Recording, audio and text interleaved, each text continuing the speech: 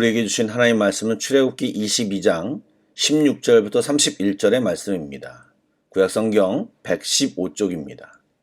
출애굽기 22장 16절부터 31절의 말씀을 드라마 바이블로 낭독합니다. 사람이 약혼하지 아니한 처녀를 꿰어 동침하였으면 납폐금을 주고 아내로 삼을 것이요, 만일 처녀의 아버지가 딸을 그에게 주기를 거절하면 그는 처녀에게 납폐금으로 돈을 낼지니라. 너는 무당을 살려두지 말라. 짐승과 행음하는 자는 반드시 죽일지니라. 여호와 외에 다른 신에게 제사를 드리는 자는 멸할지니라. 너는 이방 나그네를 압제하지 말며 그들을 학대하지 말라. 너희도 애굽 땅에서 나그네였으니라. 너는 과부나 고아를 해롭게 하지 말라. 네가 만일 그들을 해롭게 함으로 그들이 내게 부르짖으면 내가 반드시 그 부르짖음을 들으리라. 나의 노가 맹렬함으로 내가 칼로 너희를 죽이리니 너희의 아내는 과부가 되고 너희 자녀는 고아가 되리라. 내가 만일 너와 함께한 내 백성 중에서 가난한 자에게 돈을 구워주면 너는 그에게 채권자같이 하지 말며 이자를 받지 말 것이며, 내가 만일 이웃의 옷을 전당 잡거든 해가 지기 전에 그에게 돌려보내라. 그것이 유일한 옷이라. 그것이 그의 알몸을 가릴 옷인즉 그가 무엇을 입고 자겠느냐. 그가 내게 부르짖으면 내가 들으리니 나는 자비로운 자임이니라. 너는 재판장을 모독하지 말며 백성의 지도자를 저주하지 말지니라. 너는 내가 추수한 것과 내가 짜낸 즙을 바치기를 더디하지 말지며, 내 처음 난 아들들을 내게 줄지며, 내 소와 양도 그와 같이 하되 이랫동안 어미와 함께 있게 하다가 여드레 만에 내게 줄지니라. 너희는 내게 거룩한 사람이 될지니 들에서 짐승에게 찢긴 동물의 고기를 먹지 말고 그것을 개에게 던질지니라.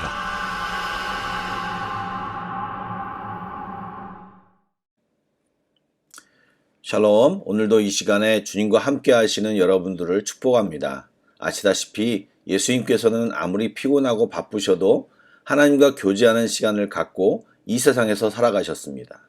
그러기에 그분은 세상을 이기셨습니다.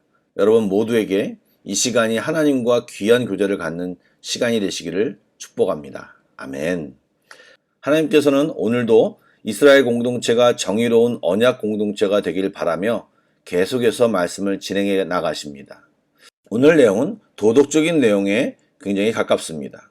바로 약혼하지 않는 처녀를 깨어 동침한 자에 대한 관한 법, 종교법의 일환으로 사형으로 처벌해야 할 이방 풍습에 관한 법, 사회에서 소외된 약자들에 관한 법, 그리고 하나님과의 관계를 다룬 종교법들이 선포되고 있습니다. 오늘도 법 하나하나를 설명하며 말씀을 나누겠습니다.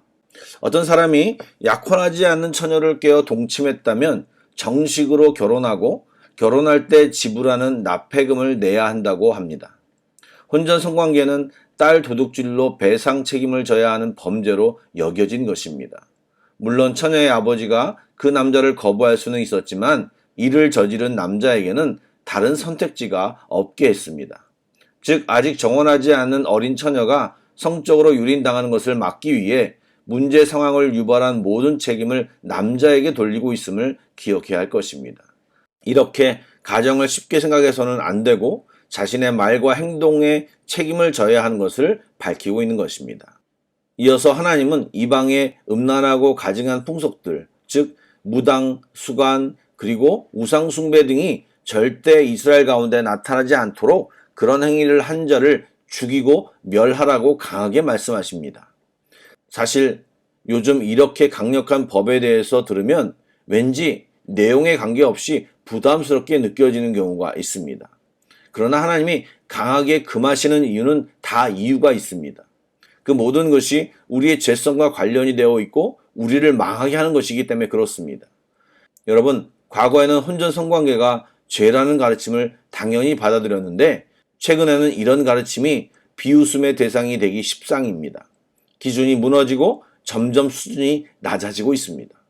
그래서 성도들도 그런 가치관을 그대로 가지고 사는 사람들도 많아졌습니다. 앞으로 더 황폐해질 것입니다. 우리는 이런 문제를 심각하게 고민해야 합니다. 교회가 세상의 음란한 풍속을 막아내지 못하는 현실을 무심히 넘기며 어쩔 수 없잖아 말하면 안 됩니다. 교회가 세상을 변화시키기는커녕 끌려다닌다면 교회 공동체를 거룩한 공동체, 하나님의 공동체라고 얘기할 수 없습니다.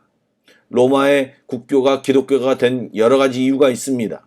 그중 하나가 이런 이유라고 합니다. 당시 로마 사회는 남자 여자 가릴 것 없이 성적으로 타락한 사회였고 문란하다고 하는 현대에서도 상상하지 못할 만큼 타락했다고 합니다.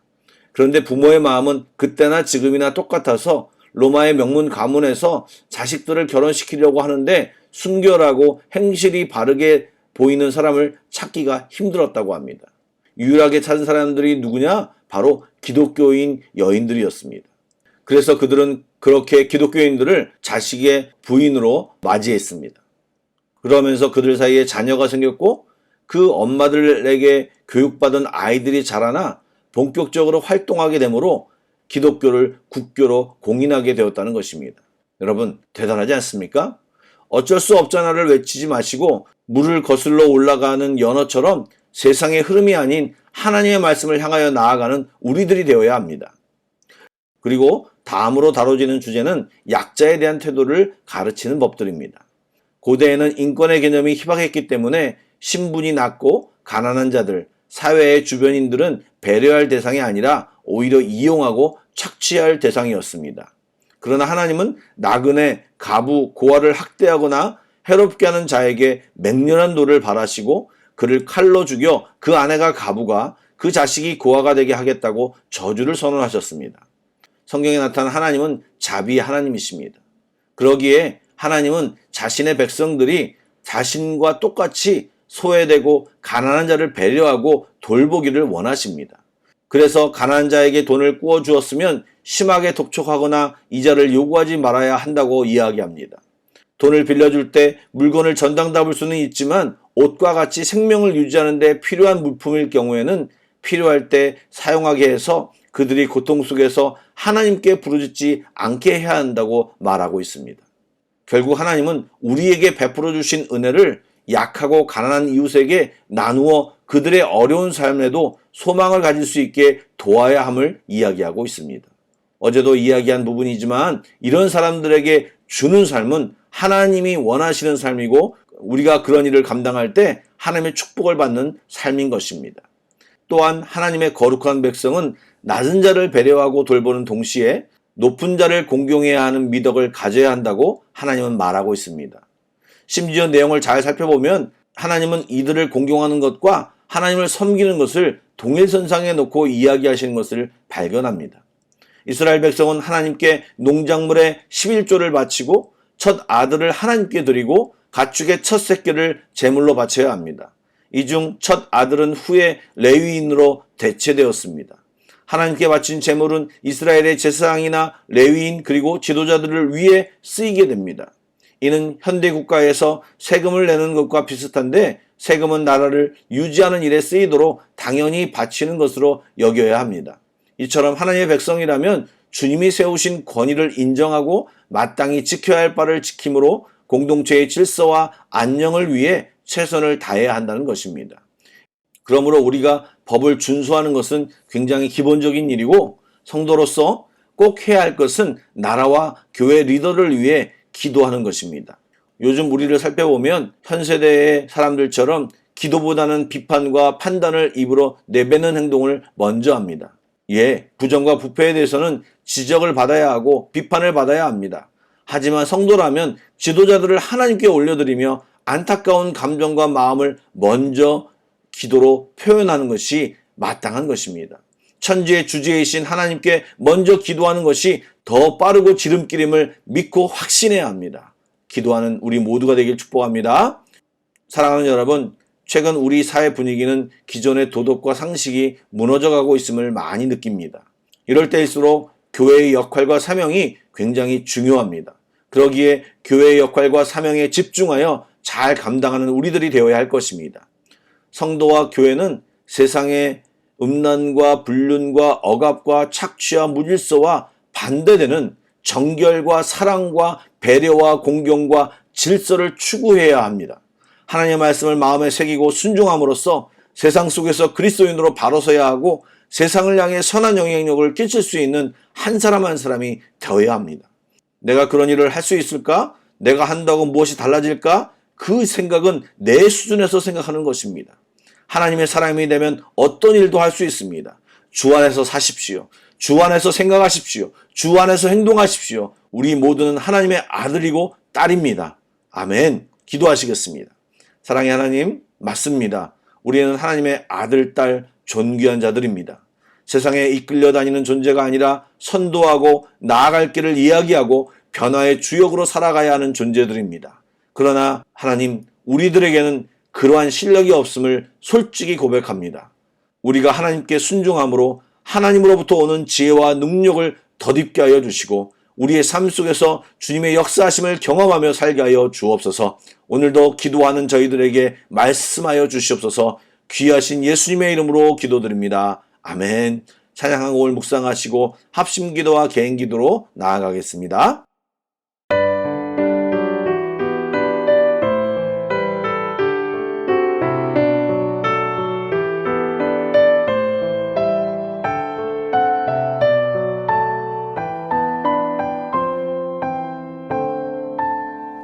십자가 그 사랑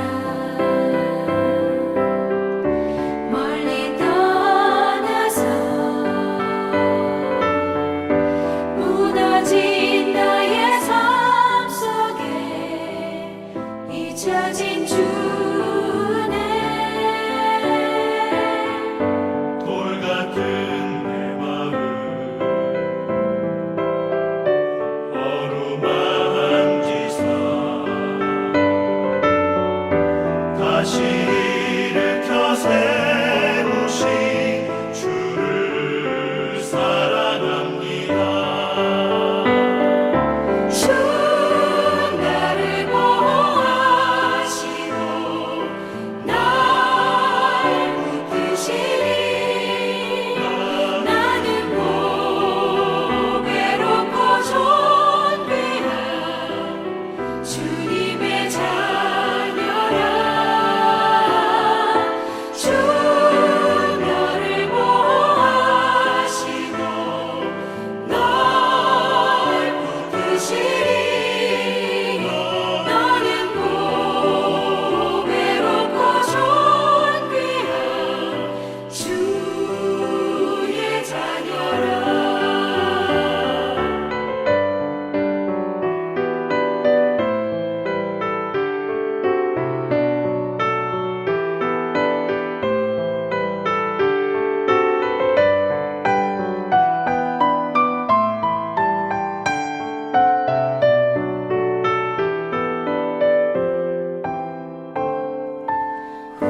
지나간 일들을